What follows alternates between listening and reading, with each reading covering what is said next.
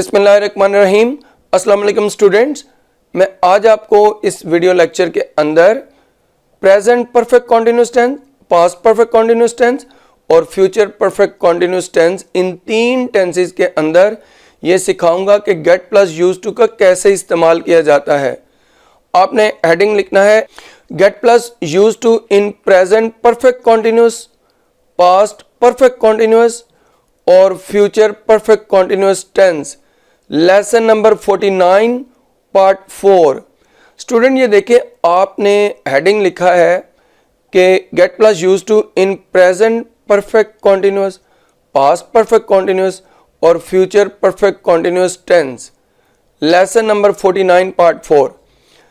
इस video lecture के अंदर तीन टेंसेस में मैं गेट प्लस यूज टू का इस्तेमाल जो बता रहा हूं, ये एक एक करके टेंस मैं आपको समझाऊंगा कि गेट प्लस यूज टू का इस्तेमाल इधर कैसे किया जाता है।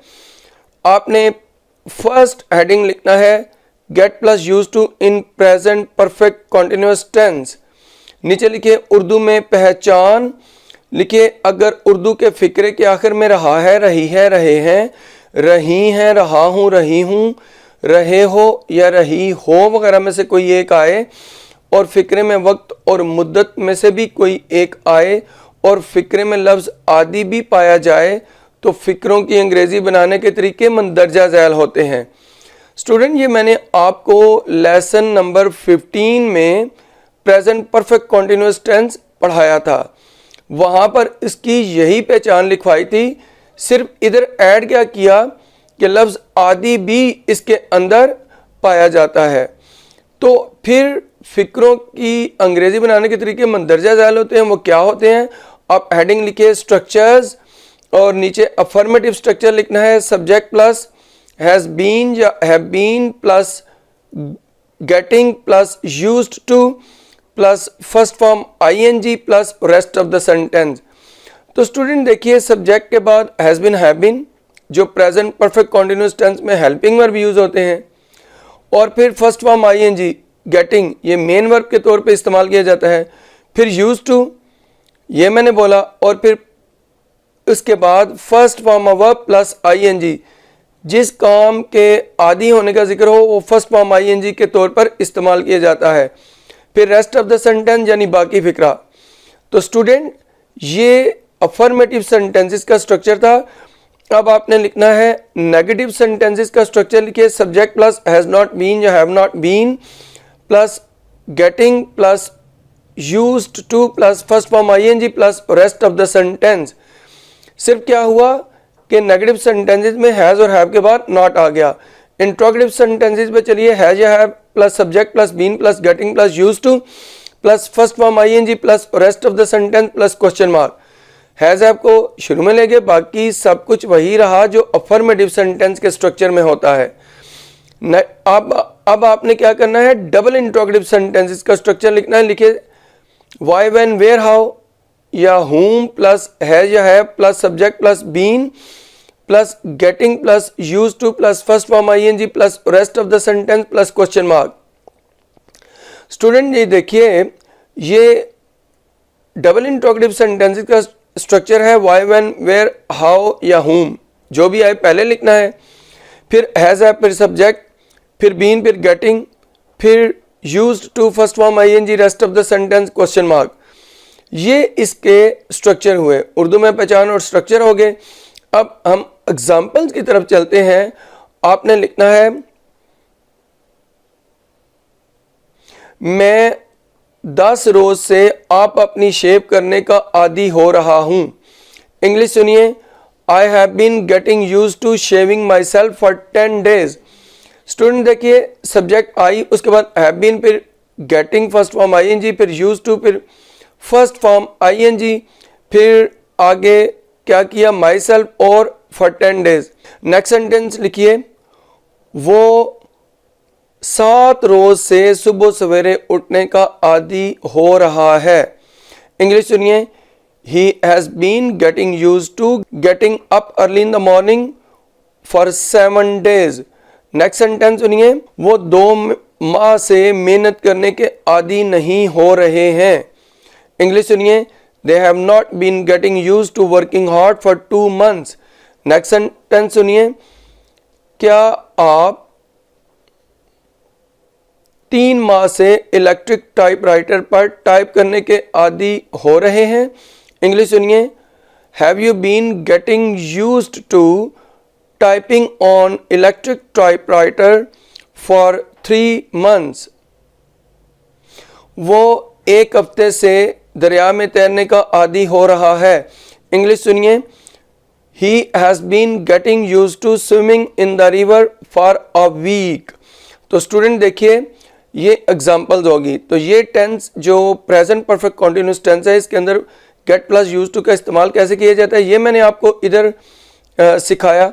अब हम सेकंड टेंस पे चलते हैं। लिखिए आप, get plus used to in past perfect continuous tense. ये आपने हेडिंग लिखी, उर्दू में पहचान लिखिए। अगर उर्दू के फिक्रे के आखिर में रहा था, रही थी, रहे थे या रही थी वगैरह में से कोई एक आए और फिक्रे में वक्त या मुद्दत भी पाया जाए और फिक्रे में लफ्ज़ आदि भी आए, तो फिक्रों की अंग्रेज़ी बनाने के तरीके मंदरजा झैल होते हैं। स्टूडेंट मैंने क्या लिखवाया कि देखें कि अगर उर्दू के फिक्रे के आखिर में रहा था, रही थी, रहे थे, रही थी में से कोई एक आए और फिक्रे में वक्त और मुद्दत भी पाया जाए, ये जो निशानी है ये लेसन नंबर 19 मैंने आपको पढ़ाया था, उसके अंदर पास्ट परफेक्ट कॉन्टिन्यूस टेंस के लिखवाई थी।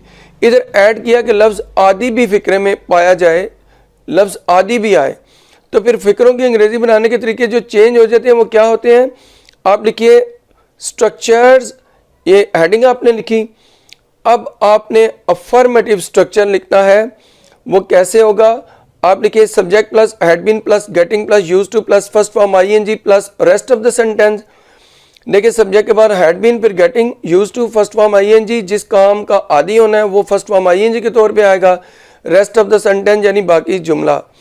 नेगेटिव स्ट्रक्चर पे आ जाइए, subject plus had not been plus getting plus used to plus first form ING plus rest of the sentence.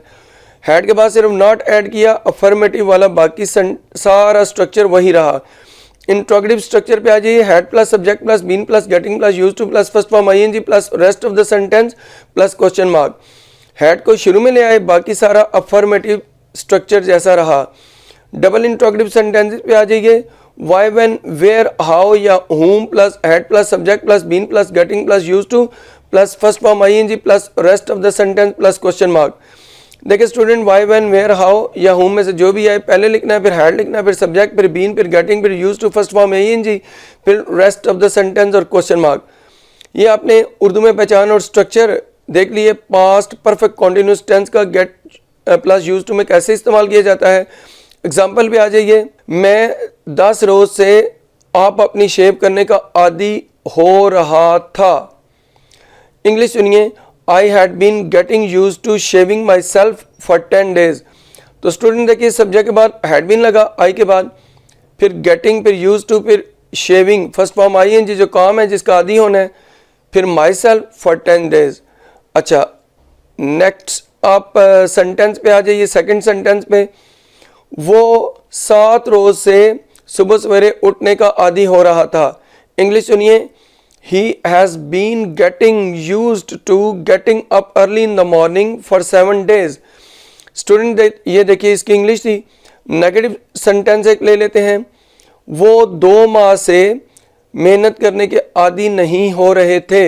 English सुनिए, they had not been getting used to working hard for 2 months। ये देखिए student, इनकी इस sentence की English थी। अब आपने fourth sentence लिखना है, क्या तुम इलेक्ट्रिक टाइपराइटर पर 3 माह से टाइप करने के आदी हो रहे थे। इंग्लिश सुनिए, had you been getting used to typing on electric typewriter for 3 months। तो स्टूडेंट ये देखिए, ये इसकी इंग्लिश थी इस सेंटेंस की। लास्ट सेंटेंस पे आ जाते हैं, वो 1 हफ्ते से दरिया में तैरने का आदी हो रहा था। इंग्लिश सुनिए, he had been getting used to swimming in the river for a week. तो स्टूडेंट देखिए ये इसकी एग्जांपल होगी पास्ट परफेक्ट कॉन्टिन्यूस टेंस की गेट प्लस यूज्ड टू में। अब इसका एक और टेंस जो लास्ट टेंस है फ्यूचर परफेक्ट कॉन्टिन्यूस टेंस, उसमें गेट प्लस यूज टू का इस्तेमाल कैसे किया जाता है आइए पढ़ते हैं। हेडिंग लिखिए get plus use to in future perfect continuous tense. अब आपने क्या करना है, आगे हेडिंग लिखना है उर्दू में पहचान।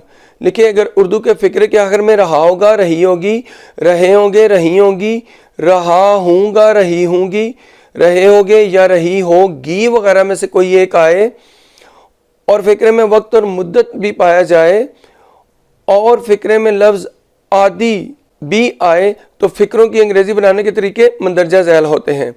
स्टूडेंट आपने उर्दू में पहचान क्या लिखी, ये 23rd लेसन जो मैंने पढ़ाया था उसके अंदर फ्यूचर परफेक्ट कॉन्टिन्यूस टेंस की यही पहचान थी, सिर्फ मैंने ऐड किया कि लफ्ज आदि भी इस फिक्रे में अगर पाया जाए तो फिर फिक्रों की अंग्रेजी बनाने के तरीके मंदरजा झैल होते हैं। वो क्या होते हैं, हेडिंग लिखिए स्ट्रक्चर्स, अफर्मेटिव स्ट्रक्चर लिखिए subject plus shall have been या will have been plus getting plus used to plus first form ING plus rest of the sentence. Student देखिए सब्जेक्ट के बाद shall have been, will have been, फिर आगे getting first form ING, फिर used to, फिर first form ING जो फिक्र में मौजूद काम होता है जिसका आदी होना होता है वो फर्स्ट फॉर्म आईएनजी के तौर पर, फिर रेस्ट ऑफ द सेंटेंस यानी बाकी जो भी सेंटेंस बचता है वो। अब हम नेगेटिव स्ट्रक्चर पे चलते हैं, subject plus shall not have been या will not have been plus getting plus used to plus first form ING plus rest of the sentence plus question mark. Affirmative structure negative में क्या change आया, शैल और will के बाद not आ गया, बाकी same रहा। नेक्स्ट स्ट्रक्चर पे चलते हैं, इंट्रोगेटिव वाला, शैल या will plus subject plus have been plus getting plus used to plus first form ING plus rest of the sentence plus question mark. तो देखिए स्टूडेंट्स ये इंट्रोगेटिव सेंटेंस क्या हुआ कि शैल या विल पहले आ गया, फिर सब्जेक्ट, फिर हैव बीन, फिर गेटिंग, फिर यूज्ड टू, फिर first form ING, rest of the sentence question mark. अच्छा अब चलते हैं डबल इंट्रोगेटिव सेंटेंसेस के स्ट्रक्चर पर। लिखिए व्हाई, व्हेन, वेयर, हाउ या हुम प्लस शैल या will plus subject plus have been plus getting plus used to plus first form ING plus rest of the sentence plus question mark. तो student double interrogative में why, when, where, how या whom शुरू में आया, जो भी इनमें से एक आए शुरू में आएगा। व्हाई, व्हेन, वेयर, हाउ तो एडवर्ब होते हैं, ये सब्जेक्ट या ऑब्जेक्ट सेंटेंसेस के अंदर नहीं बन सकते, सिर्फ ये आकर सेंटेंस के अंदर क्वेश्चन करते हैं। लेकिन हुम क्वेश्चन भी करता है और ऑब्जेक्ट भी बनता है क्योंकि ये प्रोनाउन होता है। फिर इनको लिखने के बाद शैल विल, फिर सब्जेक्ट, फिर हैव बीन, फिर गेटिंग, फिर used to, first form ING, rest of the sentence question mark, ये हम लिखते हैं। ये देखिए ये स्ट्रक्चर्स भी हो गए। अब एग्जांपल पे आ जाते हैं। मैं 10 रोज से आप अपनी शेव करने का आदी हो रहा हूँगा। इंग्लिश सुनिए, I shall have been getting used to shaving myself for 10 days। ये देखिए स्टूडेंट्स के सब्जेक्ट के बाद shall have been लिखा, I के साथ shall have been आता है, V के साथ shall have been आता है, बाकी तमाम सब्जेक्ट्स के साथ will have been आता है। तो I था तो shall have been लिखा, फिर getting main verb, first form ING, used to, फिर जिस काम का आदि होना first form ING, shaving myself, और फिर आगे for 10 days। नेक्स्ट एग्जाम्पल पे आ जाइए। वो 7 रोज से सुबह सवेरे उठने का आदी हो रहा होगा। इंग्लिश सुनिए, he will have been getting used to getting up early in the morning for 7 days। देखें ही के बाद will have, फिर getting मेन वर्ब पे used to, फिर जिस काम का आदी होना first form ing, getting up early in the morning, और फिर 7 days for 7 days। Next sentence पे आ जाए, थर्ड है ये, वो 2 माह से मेहनत करने के आदी नहीं हो रहे होंगे। इंग्लिश सुनिए, they will not have been getting used to working hard for 2 months। तो देखें स्टूडेंट ये आपने इंग्लिश सुनी, विल के बाद नॉट आया, बाकी सब सेम रहा। नेक्स्ट सेंटेंस पे चलते हैं। क्या आप 3 माह से इलेक्ट्रिक टाइपराइटर पर टाइप करने के आदी हो रहे होंगे। इंग्लिश सुनिए, will you have been getting used to typing on electric typewriter for 3 months।